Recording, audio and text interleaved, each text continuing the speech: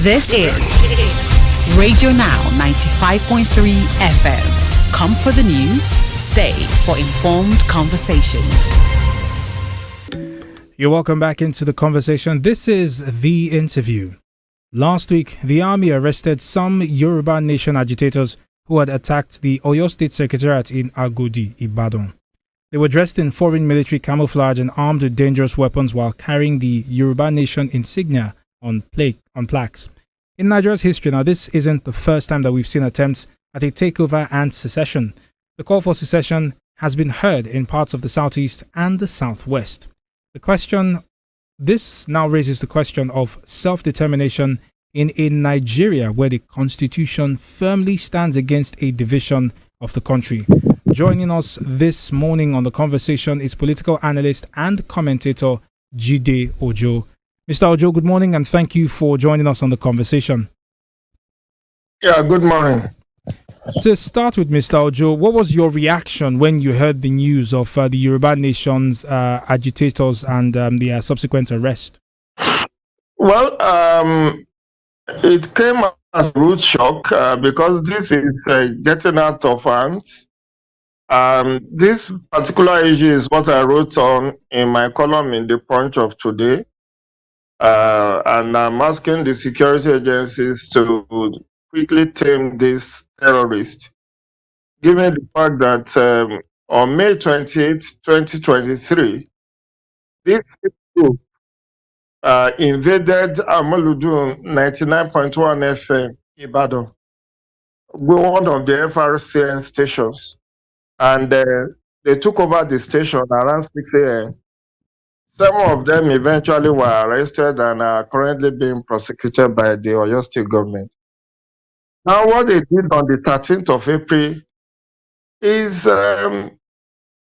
tantamount to treason. You went in military camouflage, that is an offense. You were carrying weapons, including pump action, charms, machetes, cartridges, and all of that. So it's like they are not just there on peaceful protest or mission. They are actually, their action is an act of terror. And they should be treated as terrorists, as dissidents. I am of the considered view that every part and every section of this country have a right to protest, have a right to demand for better government. But where your right ends is where mine begins. You cannot choose a public holiday or a weekend to go and invade the secretariat of a government with the intent of hoisting your flag and taking over the state assembly and the governor's office. That is an act of treason. And these people should be joined with Nnamdi Kanu in the court to go and answer for treason. Because I have done some soul searching. Yes, as you said in your background, it's not the first time we're having separatist agitation. Before this Yoruba Nation agitation, we have had the OPC, Odua People's Congress, established by late Dr. Frederick Fashion. And that was on the heels of the annulment of the June 12 presidential election of 1993. So, as at that time, OPC had a lot of sympathizers and tacit supporters, even though at some point they went rogue and were killing and maiming and disturbing public peace. And that was what eventually led to the arrest of Gani Adams when the group went violent. And I think he spent some years in prison, in detention rather, before a political solution was found and he was released. Gani Adams is currently the Ààrẹ Ọ̀nà Kakanfò for Yoruba land, the Generalissimo. So he formed a breakaway faction from OPC under Chief Dr. Frederick Fashion. Now, while OPC agitation was genuine, because even the world in 1993 saw the injustice that was perpetrated against the Yoruba nation, with the annulment of what was perceived to be the freest and fairest election as at that time. And you could see that even the administration of President Muhammadu Buhari did eventually recognize MKO Abiola as the true, gave him a posthumous award as former president, and recognized him as the former president of Nigeria, including giving honor to many of the freedom fighters at the time. So when OPC was formed, it has a lot of sympathizers. Apart from OPC, we also have Afenifere, all of whom are saying military should go back to the barrack. We need, if you don't revalidate June 12, then Nigeria, Yoruba wanted out of Nigeria. But the agitation eventually paid off in 1999, when there was an elite consensus that made the elite of Nigeria to agree to compensate the Yoruba nation by adopting a Yoruba person as the presidential candidate in 1999. Mr. Ojo, my apologies. Let me interrupt you. You know, you've given us what is essentially a rich history of the fields of agitation, if you like, within the Southwest. But what's interesting about the calls for secession, right? First of all, tracks back to the 1960s, where the first time we heard calls for a secession actually came from the North. They didn't really follow up on that, the groups that were calling for this secession. And then, of course, the late 1960s, where the Civil War, the Biafra War occurred. We saw it in the Southeast. In the Southwest, again, you've given us this rich history, but it's also the region that has seen the most recent, if you like, aggressive, somewhat violent attempts besides the prescribed IPOB in the Southeast. We saw Sunday Igboho, who had to distance himself from Saturday's attempted attack. So I want to come to the conversation around self-determination. Is this a time for us to discuss it as a people, whether or not it will lead to an agreement to separate or not? Well, there's nothing that says it cannot be discussed. That's why in 2014 there was a national conference. Recall the one that was masterminded by the presidency of Dr. Goodluck Jonathan. That national conference was aimed at hearing all the agitations from resource control, fiscal federalism, to self-determination and all of that. And there have been some calls for the implementation of that 2014 agreement, the 2014 National Conference report. You know, if we can go back to implement the Oronsai report of 2011, there's nothing that says it could not be looked into. There were over 600 recommendations arising from the 2014 National Conference. And, you know, the government can set up a small committee to look into some of those issues. But I'm more pained about this Yoruba Nation agitation. And I need to put this issue in context. And I will encourage everyone listening to me who could read, to read my column in the Punch of Today. Because apart from the historical antecedent, let's look at what the demand of these agitators are. They want out of Nigeria. They want self-determination. And I'm asking them, you know, the whole reason why I went historical and talking about OPC and the payoff in 1999, which led to the emergence of Obasanjo as president, is that Yoruba Nation is now better off under the current civil rule. Not only have we produced Obasanjo as president for 8 years, we have had Yemi Osinbajo as number 2 citizen for 8 years under Buhari. And now it's a Yoruba man that is at the helm of affairs. And as I said in my column today, if you look at the economy of Nigeria, it's practically in the hands of Yoruba men and women. The Minister of Finance, the CBN governor, the FRS chairman, the Controller General of Customs, the Controller General of Immigration, so many sensitive positions, the Accountant General of the Federation, including the head of service of the Federation. They are all Yoruba men. And then when you look at the military and the police, The IGP is a policeman. The Inspector General of Police is a Yoruba man. The Chief of Army Staff is a Yoruba man. So what does these agitators want?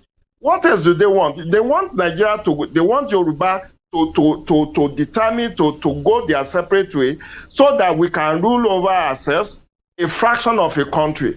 You have a country of over 200 million. One of you is the president, and it's being fair to everybody. You cannot claim marginalization, you cannot claim discrimination under this administration. In fact, there are other parts of Nigeria that are agitating Mr. that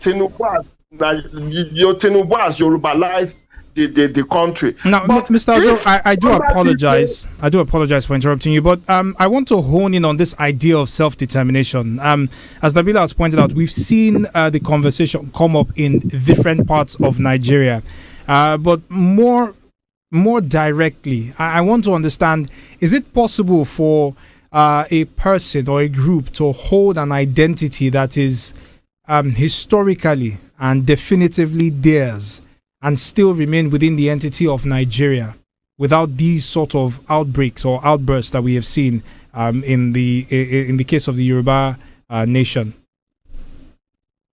Well, I really don't understand what your question is hinting at, but what I do understand is that you cannot have two nations in one.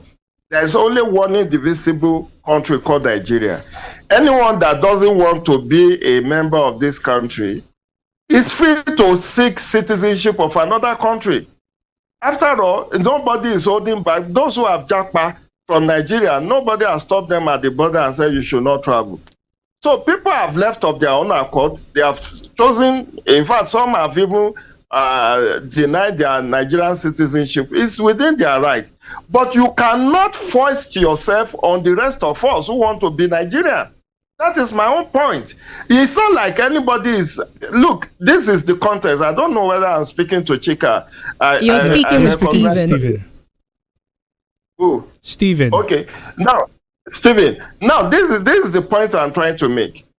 Look, everybody claims marginalization. Everybody claims discrimination. If you go to Benin, the Idoma will claim that they are marginalized by the thieves. You come to the Oyo State, the people of Oyo North will claim that they are being marginalized by the Ibadan people. You go to Ogun State, the people of Yewa will claim that they have never been governor, they are being marginalized by the Egbas and the Jebus. Everybody can claim marginalization, but is violence the way to resolve this? The answer is no. The point is, we already have the National Assembly that have instituted constitutional reform.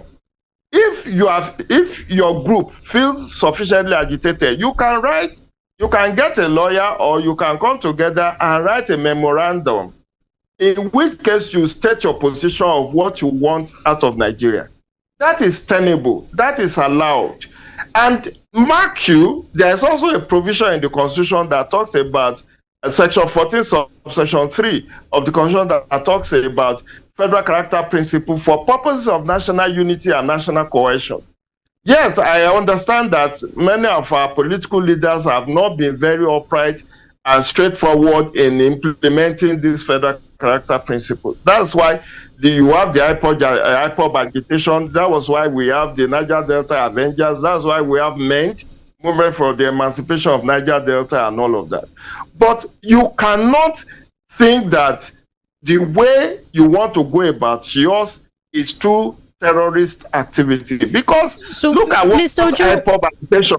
We only have a couple more minutes to go, right? What we'd like you to do in wrapping up is speak to us on what you think the government needs to do. Your column that you wrote speaks to putting an end to this supposed agitation in this way. We've not really seen that happen, especially from the center. You yourself said it's the Oyo State government that's prosecuting these people. We've seen the cost of allowing this to go on in the southeast and in the southwest now. What should the government be looking to do? Well, what the government needs to do is first to round up all these agitators and dissidents and have them prosecuted. We cannot not afford another Southeast episode in the Southwest. Southwest is the economic nerve center of Nigeria. And when there is problem in the Southwest, the entire country is going to be affected. You can see Lagos alone produces and provides the bulk of resources, aside from the Niger Delta region. Financial headquarters of Nigeria is in Lagos. But beyond that is, yes, let's go back to 2014 National Conference report. Look at those areas where people are agitating. That's why I even quoted one of these agitators that was interviewed by the press. He couldn't even marshal any significant reason why they are doing this. They just wanted out of Nigeria. Is that the sole reason? Is that why you want to create problem? You want to cause terrorism in Southwest with all the political insecurity and instability? You need to first deal with these people. And then you can now address the larger issue of insecurity, lack of good governance, issue of infrastructural deficit, things that will make people to feel wanted. The issue of social and political inclusion. Yes, that can be addressed by the federal government. And that's why I'm also joining in the call for restructuring of Nigeria. We are dealing with the issue of state police. The other time I appeared on your program, we were discussing state police. The issue of fiscal federalism, resource control is also on the table. We are also talking, some people are saying, let's go back to a parliamentary system, or we stay with a presidential system. There are so many things. But yes, I adopted the call for restructuring. But any form of agitation should be civil, should be peaceful, and let's channel our grievances through the appropriate authority, not to constitute security risk and put the nation on edge unnecessarily. These people who call themselves agitators have nothing to offer, and we should treat them the way the federal government is treating in Kanu. That's the way I want them to be treated. Anyone that is professing Yoruba Nation agitation should be apprehended and prosecuted. When they see that, look at what is happening with the abuse of Naira. When the prosecutor Bobrisky, now they have gone for the Cubana chief priest, now everybody will sit tight and say, no, I must not abuse Naira. The moment you start making scapegoats of all these agitators who has no issue to canvass beyond just that they want to do notice me, or they want to just eat up the politics unnecessarily, then that's when you will checkmate at the mega. Well, Mr. Ojo, I would like to thank you very much for joining us and speaking on the conversation this morning, right here on the interview. We do apologize, but we have run out of time, and we will definitely be keeping an eye and an ear on this conversation and bring you further developments right here on your Beyond the News station. My name is Stephen Imediegu. Thank you for participating and listening in on the interview. The conversation continues with Community Watch in just a moment. This is Radio Now 95.3 FM. Come for the news, stay for informed conversations.